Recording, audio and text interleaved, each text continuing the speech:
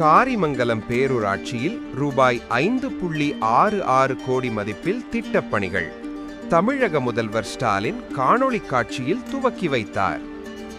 பிப்ரவரி 5 தர்மபுரி மாவட்டம் காரிமங்கலம் பேரூராட்சியில் கலைஞர் நகர்ப்புற மேம்பாட்டு திட்டத்தின் கீழ் ஒருங்கிணைந்த குடிநீர் திட்டப்பணிகள் ரூபாய் 3.57 கோடி மதிப்பிலும் மூலதன மானிய நிதியின் கீழ் ரூபாய் 95 லட்சம் மதிப்பில் பேரூராட்சி புதிய அலுவலக கட்டிடம் மற்றும் 6வது மாநில நிதிக்குழு திட்டத்தின் கீழ் ரூபாய் 1.14 கோடி மதிப்பில் அரசு ஆண்கள் மேல்நிலைப் பள்ளியில் கூடுதல் வகுப்பறைகள் ஆகிய திட்டப்பணிகளை தமிழக முதல்வர் மு.க. ஸ்டாலின் இன்று காணொளி காட்சி மூலமாக தொடங்கி வைத்தார்.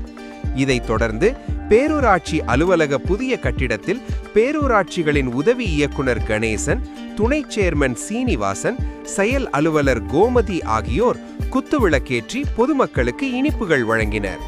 இந்த நிகழ்ச்சியில் கவுன்சிலர்கள் சதீஷ்குமார், சுரேந்திரன், மாதப்பன், சிவக்குமார், சக்தி ரமேஷ், ராஜம்மாள், ராதா, பிரியா, செவத்தாள், முன்னாள் நகர செயலாளர் ராஜா, பொதுக்குழு உறுப்பினர் குட்டி, தலைமை எழுத்தர் ரவி, நிர்வாகிகள் குணசேகரன், ஐடி விங் சம்பத் மற்றும் பேரூராட்சி பணியாளர்கள், தூய்மை பணியாளர்கள் உட்பட பலர் கலந்து கொண்டனர்.